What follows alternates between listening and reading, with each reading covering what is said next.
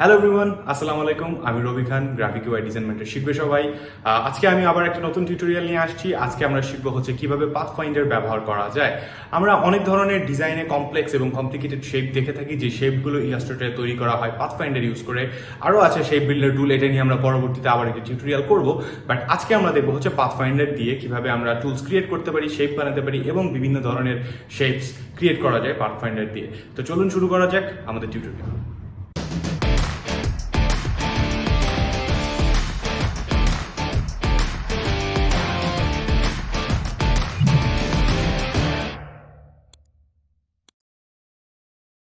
আজকে আমরা একটা নতুন টপিক নিয়ে কথা বলবো, সেটা হচ্ছে path finder. So path finder কি কি কাজে লাগে? আমরা শেপ তৈরির ক্ষেত্রে বিভিন্ন ধরনের শেপ আমরা তৈরি করতে যাই। এই শেপগুলো তখন কাটাকাটি করা লাগে, জোড়া দেওয়া লাগে, এইসব কাজে আর কি পাথ ফাইন্ডারের ব্যবহার হয়। অর্থাৎ শেপ জোড়া দেওয়া, কাটাকাটি করা, ভাগ করা, এইসব কাজে আমাদের পাথ ফাইন্ডার ব্যবহার করা হয়। সো আমরা আজকে শিখবো হচ্ছে পাথ ফাইন্ডার টুল। সো পাথফাইন্ডার টুল শিখতে হলে আমরা প্রথমে ইলাস্ট্রেটর একটা যে কোনো ড্রাফট ডকুমেন্ট তৈরি করে নিতে পারেন। তৈরি করে নেওয়ার পর আমরা যাব হচ্ছে উইন্ডো থেকে চলে যাব পাথফাইন্ডার। ঠিক আছে? সো উইন্ডো থেকে চলে আসবো আমরা পাথফাইন্ডার ক্লিক করলে আমরা পেয়ে যাবো এই প্যানেল। সো এই প্যানেল হচ্ছে পাথফাইন্ডারের প্যানেল। এই পাথফাইন্ডার প্যানেলে আপনি কিছু শেপস দেখবেন, যে শেপগুলো ব্যবহার করে আমরা শেপ জোড়া দিতে পারবো, কাটতে পারবো, এই সব কিছু ক্রিয়েট করতে পারবো এবং নতুন নতুন শেপ ক্রিয়েট করা সম্ভব। তো এই শেপগুলো দেখে আমার আইডিয়া নেওয়ার জন্য আমি জাস্ট সিমিলার এই আইকনের মতো করে কিছু শেপ তৈরি করবো, দুটো বক্স আইকনের মতো করে, যেন আপনারা ইজিলি বুঝতে পারেন যে আসলে এখানটায় কি হচ্ছে এবং আমরা কি তৈরি করার চেষ্টা করছি। সো এখানে দুইটা শেপ আপনি দেখতে পারবেন। এই দুটো শেপ একদম আইকনের মতো এই পাথফাইন্ডারে। সো পাথফাইন্ডারের উপরে যে প্রথম যে আইকনটা দেখছেন, এটা হচ্ছে ইউনাইট। অর্থাৎ আপনি ইউনাইট করতে পারবেন। ইউনাইট মানে একত্রিত করা বা জোড়া দেওয়া। সো আমরা ইউনাইট করবো কিভাবে? আমরা এই দুটো শেপকে সিলেক্ট করে যদি ইউনাইট বা এই বাটনে ক্লিক করি, তাহলে দেখবেন এই দুটো শেপ মিলে একটা শেপে পরিণত হয়ে গেছে। ঠিক আছে? সো এখন এই দুটো শেপ মিলে কনভার্ট হয়ে গেছে একটা শেপে। সো এইটা হচ্ছে ইউনাইট বা এই শেপ বিল্ডার বা পাথফাইন্ডারের কাজ। সো আপনি বিভিন্ন ধরনের শেপ ক্রিয়েট করতে পারবেন। সো আমরা যদি চাই সার্কেলের সাথে একটা রেক্ট্যাঙ্গেল আমরা বা স্কোয়ার আমরা একটা জোড়া দিতে পারি, এরকম করে একটা সার্কেলের সাথে একটা স্কোয়ার, এভাবে আমরা দুইটাকে সিলেক্ট করব।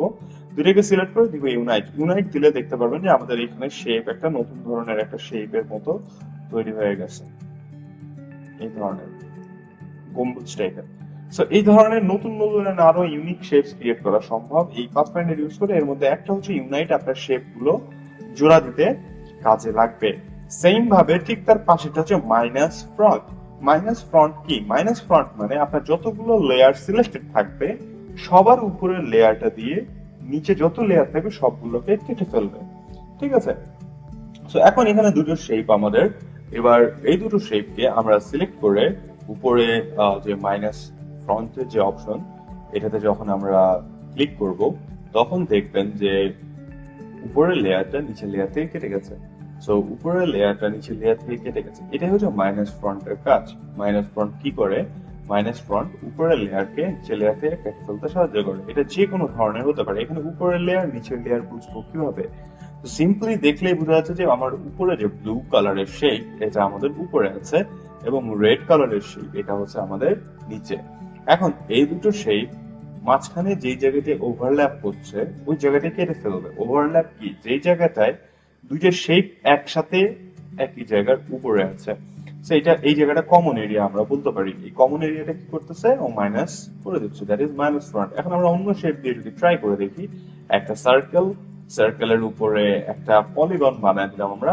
এবার আমরা একটা কালার, অন্য কালার দিয়ে দিলাম। এবার আমরা এই দুটোকে সিলেক্ট করে ধরে নেন ফার্স্টে আমরা পলিগনটাকে মাইনাস ফ্রন্ট করে দিব, তাহলে দেখেন সার্কেল থেকে পলিগনটা কেটে গেছে। সো এইরকম আপনি মাইনাস ফ্রন্ট দিয়ে কাজ করতে পারবেন। সেম ভাবে আপনি যখন দুটোকে সিলেক্ট করে এইটা দিবেন ইন্টারসেক্টের কাজ কি? ইন্টারসেক্ট হচ্ছে, চিহ্নটা দেখলে বুঝতে পারবেন, চিহ্নটা দেখে বোঝা যায় যে এখানে কমন এরিয়া, যেটা কমন এরিয়া মানে যেখানটায় পিছনের শেপটাও আছে এবং উপরের শেপটাও আছে। এই উপর এবং পিছনে যে দুটো শেপ, এই দুটো শেপকে যে কমন এরিয়া, এই কমন এরিয়াটা রেখে দুই পাশের এরিয়াটাকে বাদ দিয়ে দিবে। এটা হচ্ছে ইন্টারসেক্টের কাজ। সো ফার্স্টে আমরা দুইটা শেপকে যদি সিলেক্ট করে এই ইন্টারসেক্ট ক্লিক করি, তাহলে দেখবেন যে দুই পাশের এরিয়াটা চলে যাচ্ছে এবং মাঝখানের যে কমন এরিয়াটা এটা থেকে যাচ্ছে। সো ইন্টারসেক্ট কি করে? ইন্টারসেক্ট করে হচ্ছে আপনার দুই পাশের কমন এরিয়া কেটে দিয়ে মাঝখানের এরিয়াটাকে রেখে দেয়। সো এরকম আপনি চাইলে ফার্স্টে অনেক ধরনের শেপ ক্রিয়েট করার সময় আমরা এটাকে ব্যবহার করতে পারি। আবার আমরা দুটো শেপকে সিলেক্ট করে যদি ইন্টারসেক্টের ঠিক পরেরটাতে যাই, এটা হচ্ছে এক্সক্লুড। এক্সক্লুড এর কাজ হচ্ছে দুইটা শেপের মধ্যে কমন এরিয়াটাকে বাদ দিয়ে দিবে।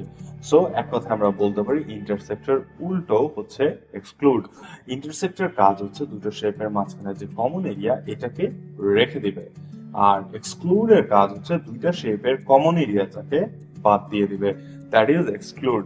ঠিক আছে?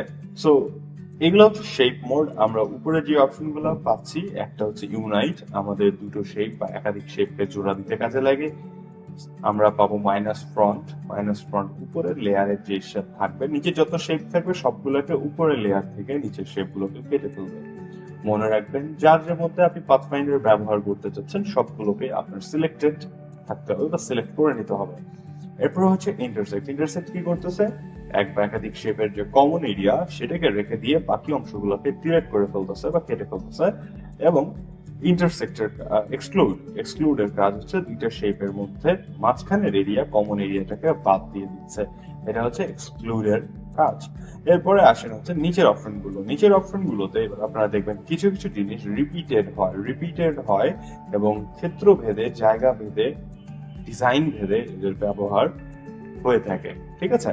সো এখানে অনেক জিনিসই দেখবেন রিপিটেড, বাট ক্ষেত্র ভেদে, ডিজাইন ভেদে এটার ব্যবহার হয়ে থাকে। সো প্রথমটাতে যদি আসি নিচের সারিতে, এটা হচ্ছে ডিভাইড। ডিভাইডের কাজ হচ্ছে এক বা একাধিক শেপকে কাটাকাটি করতে কাজে লাগে।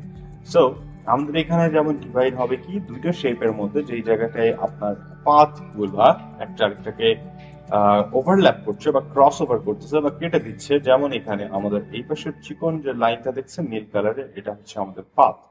এই পাথটা আপনার এখান থেকে এখানে কেটে যাচ্ছে সবুজ শেপটিকে, আবার এখানে নীল শেপে কেটে যাচ্ছে।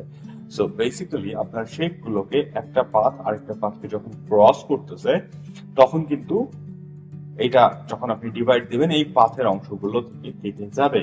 সো ফার্স্টে আমরা যদি এখন দুইটা শেপকে ডিভাইড করে দিই, তাহলে দেখবেন কি হয়েছে? কিছুই হয় নাই। আপনার জাস্ট এটা ডিভাইড হয়েছে, বাট মনে রাখবেন ডিভাইড করার সময় অবশ্যই মনে রাখবেন যে এটা গ্রুপ করে দেয়, লাস্টটা নিজে থেকেই গ্রুপ করে দেয়। তো আপনি দুটো শেপ যখন আপনারা ডিভাইড করবেন গ্রুপ হয়ে যাবে, আপনারা রাইট ক্লিক করে আনগ্রুপে প্রেস করবেন, আনগ্রুপ।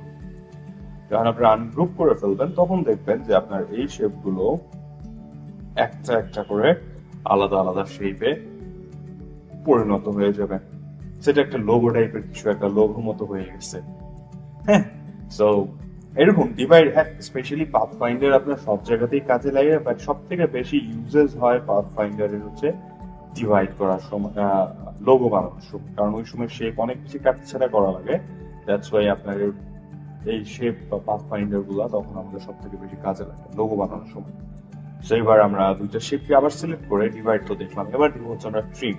ট্রিম এর কাজ হচ্ছে আমাদের যে সকল শেপ এক্সট্রা এবং শেপের নিচে পড়ে থাকে, এক্সট্রা কিছু শেপ থাকে যেগুলো শেপের নিচে পড়ে থাকে ডিজাইন করার সময়। যেমন এইখানে সবুজ শেপ যেটা পিছনে আছে এটা এই নীলটার নিচে আছে, ঠিক আছে, এবং এটা হচ্ছে এক্সট্রা, এটা আমার কোনো কাজে লাগবে না, এটা প্রিন্ট হবে না, দেখাও যাবে না, ঠিক আছে। তো যেহেতু এটা এক্সট্রা কোনো কাজে আসবে না, তো আমরা কি করতে পারি, এগুলোকে ট্রিম করে ফেলতে পারি। এই সবগুলোকে সিলেক্ট করে যখন আপনি ট্রিমে প্রেস করবেন তখন দেখবেন যে আপনার মাঝখানের এই যে চিকন একটা পাথের মতো ছিল এটা আর নেই। তার মানে নিচ থেকে সবুজ এরিয়াটাকে কেটে ফেলছে, কারণ সবুজ এরিয়াটা অপ্রয়োজনীয়, আমাদের প্রয়োজন নেই। সেটাকে যখন আপনি আনগ্রুপ করবেন তখন দেখতে পারবেন যে আপনার এই ধরনের একটা শেপ ক্রিয়েট হয়ে যাবে। সো কাটাকাটির মধ্যে কাজ করছে, বাট এটা মনে রাখবেন ট্রিমটা হচ্ছে যখন আমাদের কিছু এক্সট্রা বা একাধিক শেপ থাকে শেপের নিচে যেগুলো আমাদের দেখা যায় না, প্রয়োজন হয় না, এবং ওটা আপনার ডিজাইনটাকে আরো এডিট করতে কষ্ট করতেছে বা আপনাকে প্রবলেম ক্রিয়েট করতেছে, তখন আপনি ট্রিম ইউজ করে পিছনের এরিয়া বা অংশগুলোকে কেটে ফেলতে পারেন। এবার আমরা দেখব মার্জ করলেও অলমোস্ট ট্রিমের মতোই কাজ করে। আমি একটু আগে শুরুতেই বলেছিলাম যে আপনার মার্জ বলেন, এখানে মানে মার্জ না, এখানে কিছু কিছু জিনিস যেগুলো রিপিটেড হবে, তো এটা আপনার ক্ষেত্র ভেদে জায়গা ভেদে ডিফার করতে পারে, ঠিক আছে।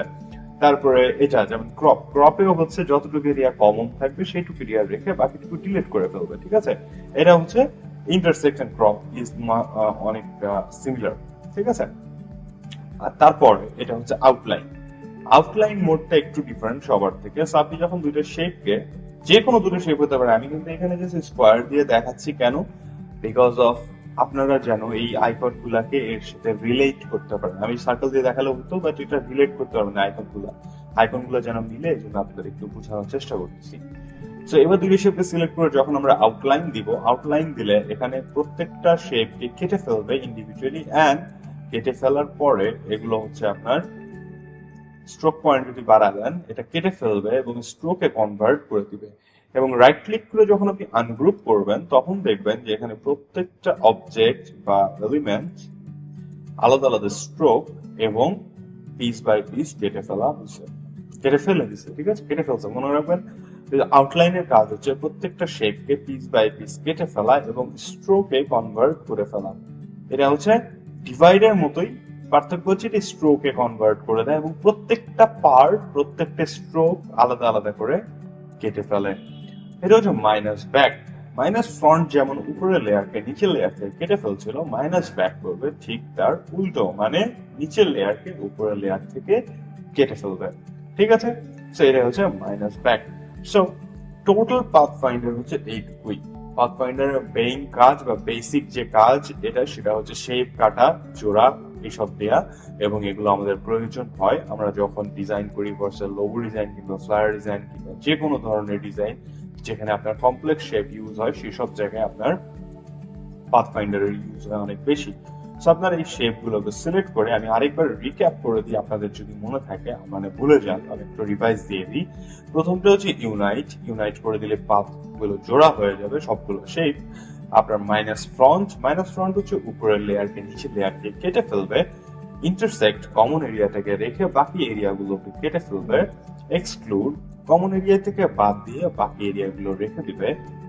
ডিভাইড সবগুলো শেপকে ভাগ করে দিবে। আনগ্রুপ করতে হবে ডিভাইড করার পরে, বা নিচের অপশনগুলোতে আনগ্রুপ করা লাগে। আনগ্রুপ করে নিলে আপনি দেখবেন সবগুলো পিস আলাদা আলাদা পরিণত হয়ে গেছে। এরপরে আপনি পাবেন হচ্ছে ট্রিম। পিছনের যে এক্সট্রা অংশ বা এক্সট্রা আর্ট ওয়ার্ক থাকে সেগুলোকে ট্রিম করে ফেলতে কাজে লাগে। মার্জ ট্রিমের মতোই সিমিলার প্রকারে কাজ করে। Crop same as intersect, common এরিয়াটা রাখবে, এক্সট্রা এরিয়াটা বাদ দিয়ে দিবে। আউটলাইন স্ট্রোক গুলাকে কেটে ফেলবে, ওয়ান বাই ওয়ান পিস করে ফেলবে এবং স্ট্রোকে কনভার্ট করে দিবে। মনে রাখবেন এটাকে আনগ্রুপ করতে হবে, না হলে আপনি আলাদা আলাদা করতে পারবেন না, ঠিক আছে। এরপরে পাবেন হচ্ছে মাইনাস ব্যাক, নিচের লেয়ারকে উপরের লেয়ার থেকে কেটে ফেলবে, ঠিক আছে। সো এই হলো আমাদের টোটাল পাথফাইন্ডারের কাজ, এবং আমরা এইভাবে আর কি পাথফাইন্ডার ব্যবহার করে আমরা আমাদের বিভিন্ন কমপ্লেক্স শেপ ক্রিয়েট করতে পারবো। এতক্ষণ ধরে দেখলাম আমরা কিভাবে পাথফাইন্ডার ব্যবহার করে আমরা নতুন নতুন শেপ ক্রিয়েট করতে পারি। সো আশা করছি আপনারা আপনাদের ডিজাইনে আরো কমপ্লেক্স এবং নতুন নতুন শেপ ব্যবহার করতে পারবেন এই পাথফাইন্ডারের ব্যবহার করে। সো সাথেই থাকবেন, লাইক করবেন, শেয়ার করবেন এবং সাবস্ক্রাইব করবেন।